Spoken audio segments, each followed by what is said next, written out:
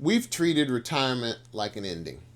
You build skills and judgment and relationships and wisdom. You learn how people and money works, how pressure is dealt with, how decisions are made, how organizations function, how families and leadership work together.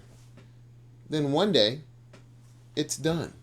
A cake, a plaque, and go figure out the next 30 years on your own. That's never really made sense to me. So maybe we're framing retirement the wrong way. Maybe the better question is, what can I build from here? That's why I say retirement really is the ultimate entrepreneurship. I'm Garrick Francis. This is Inheritance to Income. We help families, founders, and leaders develop people and systems, not just assets, for what comes next. What you build becomes legacy only when people are prepared to carry it. If you're building something for the next generation and not quite sure what comes next, you're in the right place. I'm your legacy advocate. Let's talk about it. And while I'm at it, let's stop for a moment and let you know this episode is brought to you by Garrick Francis Studios. And it's a Francis Legacy Bridge production. Francis Legacy Bridge moves people from legacy by default to legacy by design. This podcast gives you the language. Francis Legacy Bridge Partners creates the structure, and Garrick Francis Studios preserves it for generations. Click the link in the show notes below. So, why do I call retirement the ultimate entrepreneurship? Think about entrepreneurship. Young founders hustling, chasing new skills, building their credibility, building out their networks, trying to find customers, investigating where they can get capital, how they build trust, honing their judgment over a number of months and years. Second chapter leaders, those who are looking toward the end of their careers, already carry some version of all of those things. If you're nearing retirement, and it's not a word I really like, you've built relationships. You've built a reputation. You've honed your judgment. You've got industry knowledge and expertise, and you've developed hard-won credibility and gravitas, and you have the scars to prove it. Many entrepreneurs, young entrepreneurs, are trying to build what experienced leaders already carry. And now I'm not saying it's going to be automatic or easy, but again, you're not starting from nothing. You're in the state of, how do I redeploy what's already in the vault? And the challenge isn't always inventing something new from scratch. The challenge is more turning your experience and your usefulness, your relationships, your service, your wisdom into guidance, into something new. How do I take what I have developed over the years of working in corporate America, or if I founded a business and grown it and it's time to exit? Now you have to design a new model. You have to design a new model for contribution, for income, for service, for stewardship, and yes, even for rest. You see, retirement becomes entrepreneurial when you stop asking what you're leaving and start asking where you're going, what you're stepping into, and asking, what can I build from where I am? But let me say, this isn't for everybody. For some people, retirement is withdrawal. It is rest. It is recovery. It is travel and family and quiet times, getting completely away from those things you've been doing for 20 or 30 years. And that's okay. I mean, it may be that you want to be just gardening, or you want to be serving at church when you feel like it, or showing up for things just when you feel like it, or maybe your passion is golf. On that one, you can call me. But you're finally free of the decades-long routine, and that's an honorable thing. And I'm not arguing with that. But this is for that person who hears retirement and still feels they have so much to offer, something to accomplish, something that is unresolved. All that they have built still has a mission. That person, they know they're not done building, and they're not done serving and teaching and leading. They may be stepping away from what gave them identity for a number of years, but now the title is gone and the calendar's different. The company structure may be gone, but the value is only increasing. And now it's unleashed from where it's been. It's no longer moored to what it was tied to before. You need a new structure for what you carry now. And for that person, retirement may not only be an exit, it may be a design challenge. And so if this speaks to your season or someone you know, please like, subscribe, and share it. Not just to support the channel, but a lot of people, successful people, are quietly asking, what now? What next? And this one conversation can give language to something carried privately, something just waiting inside to come out. And so I want to be clear, this is not about the hustle culture. Not everyone needs to start a company. Not every hobby needs to become income or full-time or a 6-day-a-week entrepreneurial job. People shouldn't have to work forever. And not every season needs monetizing. But for many, it's the first time in decades that structure isn't handed to them. It's the first time where there's no title and no team meeting on Monday, no inbox telling you what's urgent, no plan how to move ahead in the next week, month, 6 months, or a year. And when that old structure disappears, you have to take time to design a new one, time to deploy what you've been building, and that's a real disruption. For decades, the structure told you what to do, the rhythm, the title, the calendar, the feedback, the identity, and then it all changes, and people say, relax, travel, see the grandkids. And those are all great things. But for many people, it doesn't answer a deeper question. What do I do with the part of me that still wants to build and contribute? There are people who are just built that way. My mom was one of those people. There's things you still have to do with what you've developed. There's still ideas bubbling around in your head that you want to get out. And so sometimes the hardest part of retirement, the withdrawal, is not losing or walking away from the job. It's losing the structure and the container that housed it. It's also important, I think, to realize that you're not starting over. And that's a dangerous phrase when you're in this transition period. Well, I guess now I have to start over. You may have to start something new, but you're not starting from nothing. You carry that judgment and those relationships, that pattern recognition, the wisdom, the endurance. Wisdom is made up of scar tissue, of all the things you've done. And so the skills that you undervalue, because they feel normal to you. So you have to take an audit of the skills that you have and the things, the wisdom that you have. And then you're able to figure out its value and how to deploy it. So you may be ready to start something new, but you're not starting from nothing. You're just redeploying all that you have already built. It's also a good time to take a moment to reflect before you rush. If I'm not starting over, you might ask, and I'm redeploying, if that lands, let's stick with that. And that's why I created the Legacy Deployment Reflection. It's a simple start about what should your experience and your relationships and your resources make possible. It gives you a document, a template to start asking yourself better questions and to think about those things. And you'll find that at www.francislbp.com. So before you rush into anything new, reflect on what this season is supposed to really make possible. And then the other important thing is you have to aim your experience. The next chapter is not only about filling time, it's about targeting. It's about aiming the experience that you've developed, what you've learned and what you carry, what you survived.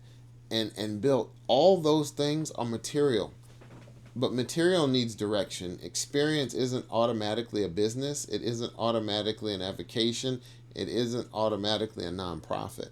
It's raw material waiting to be pointed at something. It's waiting to be given the structure that you're now developing. And so, what should my experience become now? How should that experience be structured? What are the steps I need to take to make sure that I'm able to deploy it in a way that fits my new lifestyle? And so there's a simple frame for what comes next. It's kind of enterprise, impact, and influence. Enterprise is what you decide to build, whether that's a consulting firm, whether it's advisory, whether it's writing a book, being on a board, mentoring, creating a nonprofit, starting a podcast. The impact is who benefits. The clients, the students, the younger leaders who you're mentoring, the families and the communities that benefit from all of the wisdom that you are now ready to pour out. And then there's the influence, the trust that you steward, and the reputation and the relationships, the access, the voice, the doors you help open for other people. And so those three things help you begin to put some structure, to put some things around it for what is it I'm trying to accomplish. There's a lot of questions underneath that we need to develop. There's a lot of questions that take you in different directions that can be fleshed out in a conversation. But those are some of the key things that we have to work with. And then there's a spectrum. How often, right? There's a time frame around these things. Do I want to make an occasional contribution? Do I want to develop a part-time advisory? Do I want to teach and do thought leadership? Do I want to teach at the high school level year round? Do I want to teach at the college level one semester every other year? And it's a portfolio of contribution, right? It doesn't have to be full-time entrepreneurship or this legacy enterprise. You don't have to build what you've already built. You've already done that. But those of us who are built that way, you can't do nothing. You don't want another job. You may not want to start a company, but there's a range of options that you can explore for what is it that's pulling on me? What's gnawing at me to get out? What ideas are now coming because I see something that could be done better? And the question isn't, do I want another job? For most people, the answer is going to be no. It's what level of building fits me this season? What level of involvement and engagement do I want to have now and in the future? Those are the types of probing questions that you want to be asking yourself or have someone ask you so that you can begin to discover what's coming in the next season. And for those of us in our 50s and 60s, after 50 or 60, it runs on something different. It runs on pattern recognition, on credibility and judgment and steadiness. And that really matters because experience is not a substitute for validation. People can respect you, but not want to hire you. People in your circle may not hire you for your new season. You hold your old title to open doors for you. Now what you're offering, your ideas, have to do that kind of work, or the new business or the new product, the new service. That's what's going to really, really hold the day. So you don't have to prove you matter, but you may need to clarify how what you're bringing to the table meets a real need, provides a service for someone, so that wisdom is valued in the way that you want to offer it. But before you build big, and building big is great if that's what you want to do, I think you have to prove small. The pressure here is to get into a program and to launch big, a big website, a brand, a course, a podcast, a book, a firm. But maybe it's time to just slow down. Wait a minute. Start with just one problem, with one audience, with one useful conversation, with one person who you know you can help, with maybe a small organization in your community. Maybe there's a business that needs help, maybe a family member. One small offer, one small thing you're trying to do, it offers a test. It offers you the opportunity to navigate if this is the way that I really want to go. Do I want to serve clients again? Do I want to teach? Who's going to be the beneficiary of the value that I'm bringing to the table? Again, these are really entrepreneurial thoughts being deployed as part of what you're stepping into, what others call retirement. A calling can be real and still need this container, this structure. So again, before you build big, prove small and go step by step. And then when we look at how you deploy your guidance, guidance really is stewardship. When you were younger, you had teachers, you had coaches and mentors, managers, pastors, supervisors. Now you're in one of life's most complex transitions and you're expected to figure it out alone. Yet it involves identity and money and time and family and vision and health and purpose and stewardship. It involves all of those different aspects of life. And so your next chapter design, it's not a sign of weakness, it's stewardship. And stewardship can take advisory, can take counsel, and a multitude of counsel. There's safety. And so you want to think about, do I need help? Do I need somebody to help guide me through this journey of discovery, through this entrepreneurial retirement that I'm going through? And I guess a lot of people would like to say, and I say, start with better questions. What experience do I have that others still need and value? What problems do people ask me to help solve? What am I natural at doing? What do I want this next season to make possible? How do I want to apply the skills that I've developed to something different, to a new problem? What is the smallest useful version I could test? And who could I serve first? What should my experience become, and who will see that as a benefit? How do I package that experience so that it delivers the value that I believe it still has? And so the legacy deployment reflection is this tool that we've developed. As I mentioned, there's 3 questions. What am I invited to give? How am I invited to live? And what am I responsible to steward? And if you want to add a 4th, what should my experience become now? You don't need a business plan, or you don't need a launch plan for tomorrow, or you don't need to make some big dramatic move or an announcement. It doesn't need to be perfect, but you need to stop drifting. And that's what we feel. And so then maybe you need something a little deeper, maybe what's called a decision sprint fit check. You can look at what that next step would really need to be. And again, you can find that next step at francislbp.com as well. These are just tools. You need the right tools to help you assess where you are so that you can plan where you're going. And so this really is about building. What am I building for the next generation? What am I using all that I have gained to make sure that the next generation doesn't have to start over?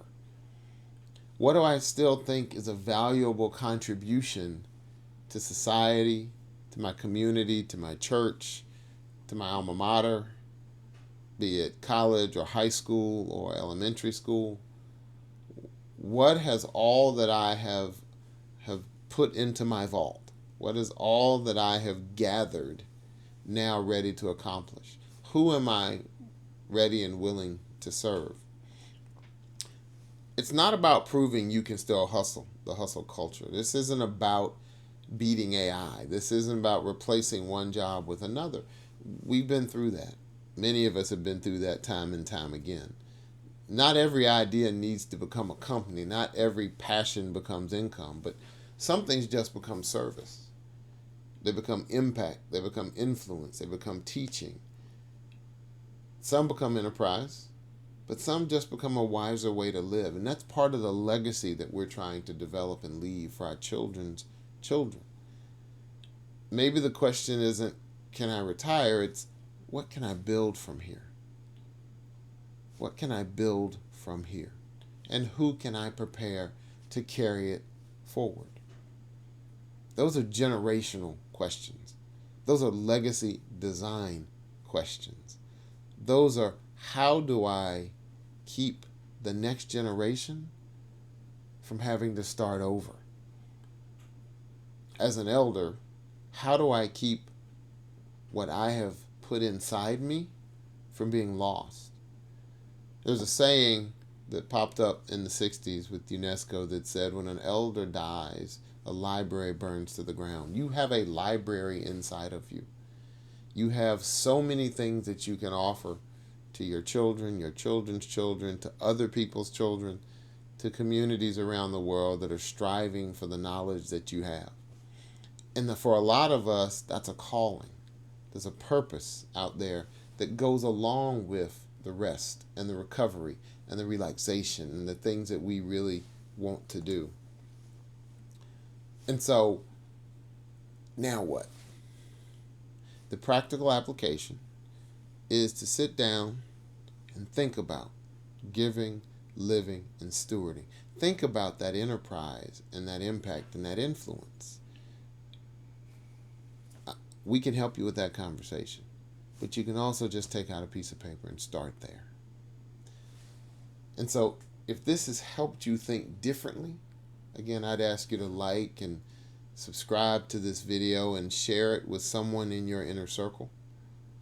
Someone who's approaching this decision, or someone who's just made this decision who needs to maybe reframe it because you know what they're made of. Inheritance has to come with instructions, and legacy needs to be done by design. So don't ignore what has been stirred in you. Start with the reflection. Ask the better questions, and you'll come up with a better answer. And so I want to thank you for the time that you've granted me. I don't take it lightly. God bless.